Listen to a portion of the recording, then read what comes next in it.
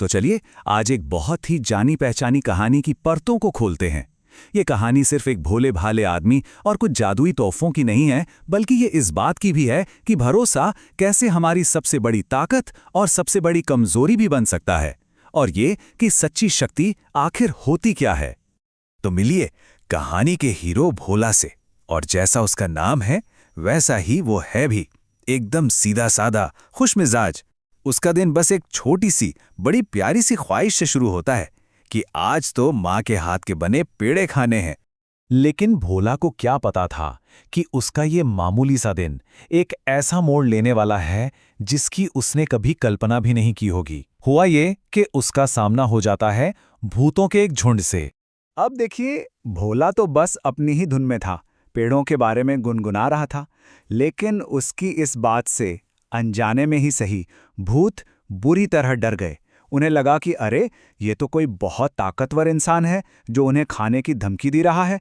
तो बस अपनी जान बचाने के लिए उन्होंने भोला को एक बहुत ही अनोखा तोहफा देने की पेशकश की। तो पहला तोहफा था एक जादुई हांडी, मतलब एक ऐसी हांडी जो बस पलक झपकते ही मनचाहा खाना सामने रख दे। अब सोचिए, भोला जैसे सीधे साधे इंसान के लिए तो ये किसी चमत्कार से कम था ही नहीं। अब भूख की कोई टेंशन ही नहीं। अपनी इस नई नई किस्मत पर भोला तो फूला नहीं समा रहा था। वो दौड़कर ये खुशखबरी सुनाने के लिए सीधा अपने सबसे पक्के दोस्त मोहन के पास गया। लेकिन उसे क्या पता था कि यहीं पर उसके भरोसे की सबसे बड़ी परीक्षा होने वाली है।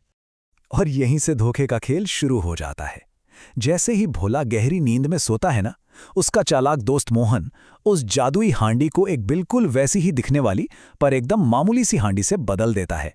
भोला की सारी खुशी चोरी हो चुकी थी और उसे इस बात की भनक तक नहीं लगी।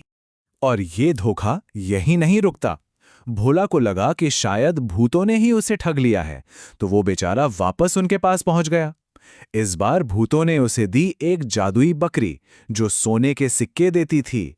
भोला ने एक बार फिर अपने दोस्त मोहन पर ही भरोसा किया, लेकिन मोहन का लालच तो अब और बढ़ चुका था। उसने भोला को नशीला शरबत पिलाया और वो जादुई बकरी भी एक मामूली बकरी से बदल दी।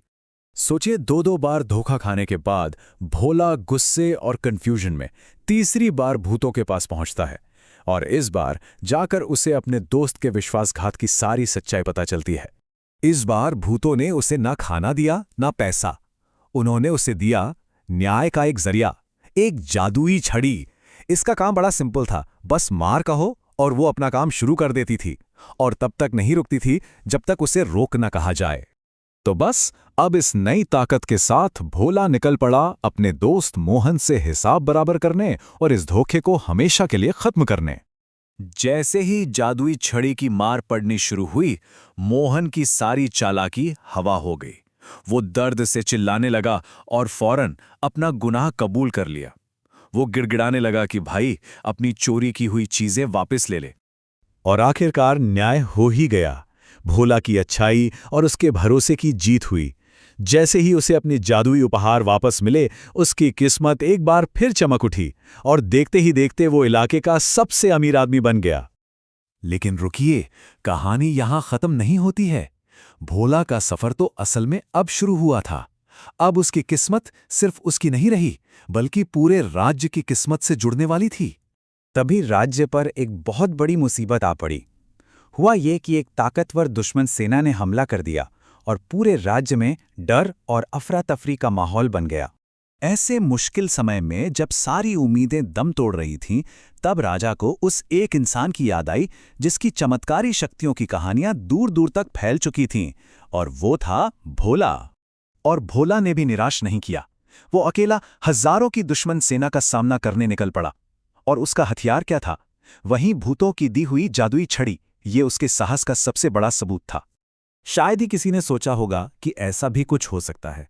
उस एक अकेली जादुई छड़ी ने पूरी की पूरी हमलावर सेना को घुटने टेकने पर मजबूर कर दिया और उन्हें वहां से खदेड़ भगाया। भोला की इस बहादुरी और देश प्रेम से राजा इतने खुश हुए कि उन्होंने उसे एक ऐसा इनाम दिया जिसकी कोई कल्पना भी नहीं कर सकता था। और बस इस तरह एक सीधा साधा भोला, जो कभी सिर्फ पेड़े खाने के सपने देखा करता था, अब अपने राज्य का रक्षक बन चुका था। राजा ने उसे अपना आधा राज्य इनाम में दिया, अपनी बेटी से उसकी शादी करा दी और वो एक बहुत ही सम्मानित शासक के रूप में खुशी खुशी रहने लगा। तो ये कहानी हमें एक बहुत ही दिलचस्प सवाल के साथ छोड़ जाती है। सोचिए, असली जादू कहाँ था? उन चमत्कारी चीजों में, उस हांडी में, बकरी में, ये छड़ी में? या फिर असली जादू भोला के उस अटूट भरोसे में था, उसकी सादगी में था और सही समय पर सही शक्ति का इस्तेमाल करने की उसकी समझ में था?